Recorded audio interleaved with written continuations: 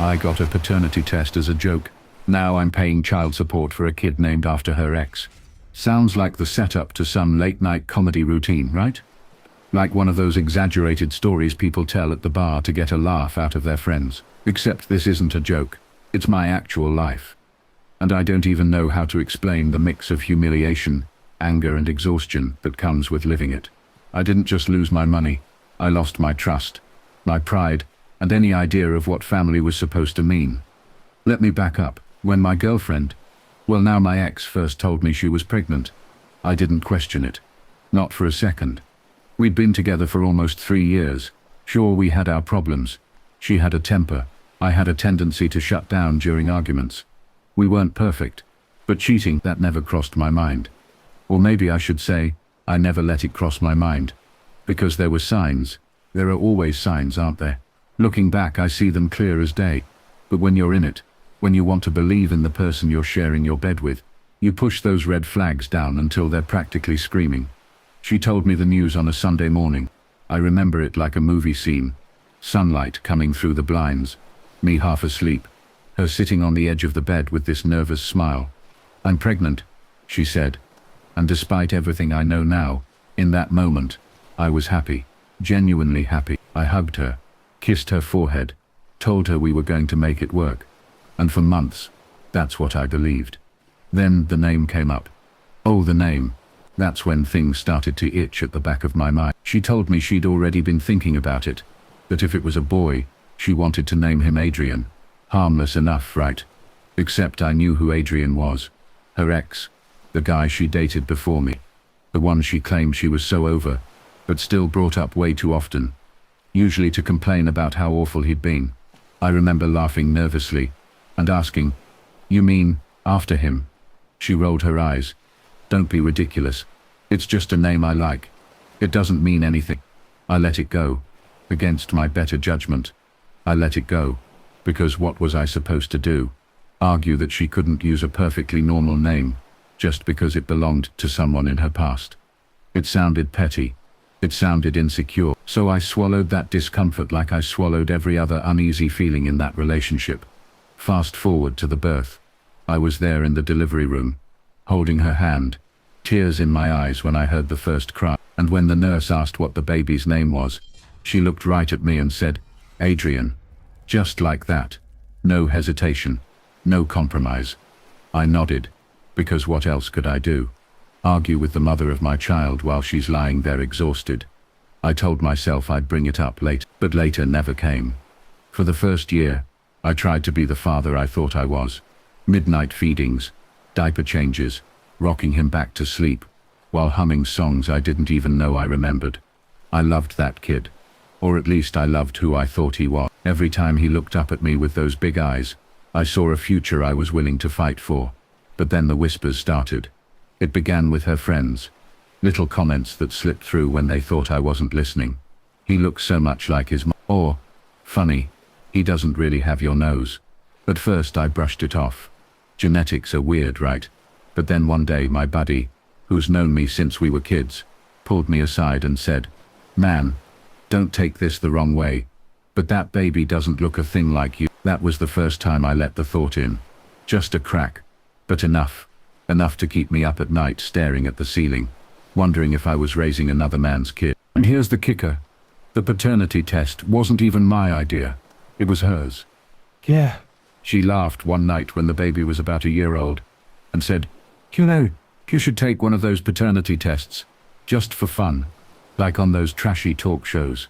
She thought it was hilarious. She said it like a joke, with this smug little smirk that made me feel like I'd be the insecure one if I said no. So I said yes. We ordered the kit online, swabbed, sealed, sent it off. A joke, right? Just for laughs. Except when the results came back, the joke was on me. I'll never forget opening that envelope. I sat at the kitchen table, hands shaking, heart pounding so loud I swear I could hear it echo in my ears. Probability of paternity, 0. Not even a shadow of doubt. Not a maybe. 0. My entire world collapsed in that instant. I looked up at her, holding the paper in my hand, waiting for her to explain, to deny, to cry, to something. But she didn't. She just stared at me with this blank expression, like she'd already rehearsed this moment in her head. And then she said the words that broke me. "It doesn't matter. You've been his dad this whole time. That's what counts." I wanted to scream. I wanted to flip the table, rip that paper to shreds, demand answers. But I didn't. I just sat there, numb. Because in a way, she was right. I had been his dad. Every night, every morning, every diaper, every lullaby that had been me. And the thought of walking away from him hurt almost as much as the betrayal. But here's the cruel twist of the knife. When I finally did walk away, when I said I couldn't stay in a relationship built on lies, the court didn't let me walk away from the child, because I'd signed the birth certificate, because I'd acted as his father for over a year, because in the eyes of the law, biology didn't matter. What mattered was that I'd established paternity by being there. So now, every month, a chunk of my paycheck goes to support a kid named after her ex. A kid who isn't mine. A kid I love in a way I can't switch off, but who is also a daily reminder of the woman who played me like a fool.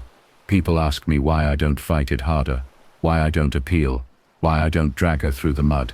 And the truth is, I don't. Part of me feels like I owe it to him, even though he isn't mine. He didn't ask for this. He didn't ask to be born into a mess of lies and betrayal. None of this is his fault. So I pay, and I grieve, every single month, as the money disappears from my account. And every time I see that line item on my bank statement, I think back to that night when she said, "You should take a paternity test, just for fun." Fun. Yeah. Real hilarious. That's where I'm at now. Caught between anger and obligation, love and betrayal. Trapped in a situation that feels like punishment for trusting the wrong person. And the worst part, I still don't know who his real father is. She never told me. Maybe it was Adrian, the ex. Maybe it was some guy I've never met. Maybe it was someone else entirely. All I know is it wasn't me. And yet in the eyes of the world, in the eyes of the law, in the eyes of that little boy, I'm still dad, whether I like it or not. You know what the hardest part was after that test came back? Not the anger, not the betrayal, not even the court orders. It was the silence. The way the house felt different. Like the walls themselves knew the truth, and were waiting for me to finally snap. I'd come home from work and hear nothing. No baby giggles, no soft hums from her in the kitchen. Just this heavy silence. And I think in that silence, I finally realized that the life I thought I was living was nothing but a script I didn't write. When the court papers arrived, it wasn't a surprise. I knew enough about the law to know what was coming. In the best interest of the child, the document said. Those words became a hammer in my skull. Best interest of the child. It didn't matter that I wasn't his biological father. It didn't matter that she had lied to me, manipulated me, and set me up for failure. What mattered was that for over a year, I had been dad, and in their eyes, that meant I couldn't just stop. I sat there in the courthouse, my lawyer whispering strategies, the judge droning on about precedent, and all I could think was, how the hell did I end up here? A paternity test that started as a joke had become my life sentence. The irony would almost be funny if it wasn't my bank account and my sanity on the line. She didn't look at me during the hearing, not once. She sat there with her lawyer, pretending to be some wounded victim, painting herself as the mother who just wanted stability for her child. I wanted to stand up and scream, "What about my stability? What about the fact that you built this whole thing on lies?" But I didn't, because I knew how it would sound. Angry men in courtrooms don't get sympathy, they get warning. So I bit my tongue, clenched my fists, and listened to a stranger in a robe decide my future. When the gavel came down, it was official. Child support. Every month. Non-negotiable. My lawyer put a hand on my shoulder like it was some kind of comfort. But there was no comfort. Just resignation. My family's reaction was another story. My mother cried when I told her. Not for me, but for the baby. "He's innocent," she said, dabbing her eyes. "Don't take this out on him." And she was right. He is innocent. He didn't ask to be born into lies. But what about me?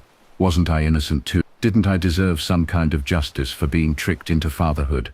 My father was harsher. "Walk away," he said flatly. "She played you. Don't let her keep playing you." But how do you walk away when the law won't let you? When every time you think about leaving, You see that little boy's face in your mind. Friends had their opinions too. Half of them said to fight harder, appeal, drag her name through the mud. The other half said to accept it, move on, try to build some kind of peace. Nobody had to live it but me though.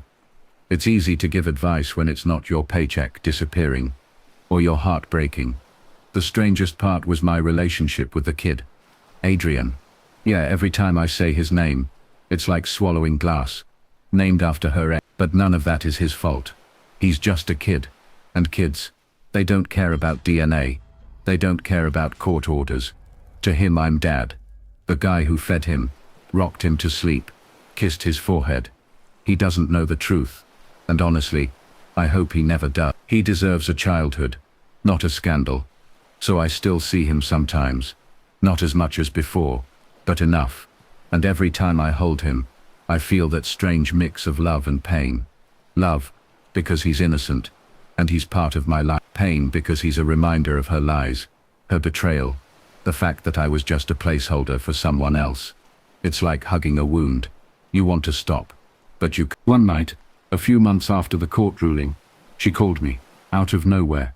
We need to talk, she said. I didn't want to, but curiosity got the better of me.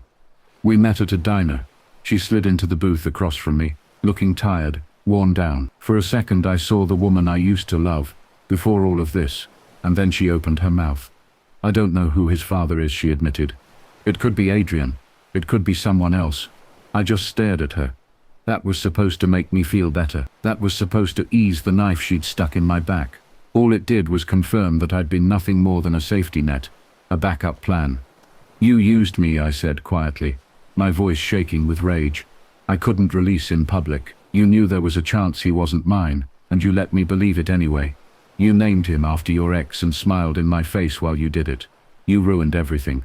She didn't argue. She didn't deny it. She just sat there, staring into her coffee like it held the answers. That silence told me everything I needed to know. She didn't regret what she did. She regretted that she got caught. I left that diner and promised myself something: I wouldn't let her break me anymore. She'd already taken enough, my money, my trust, my peace of mind. But she wasn't going to take my future too.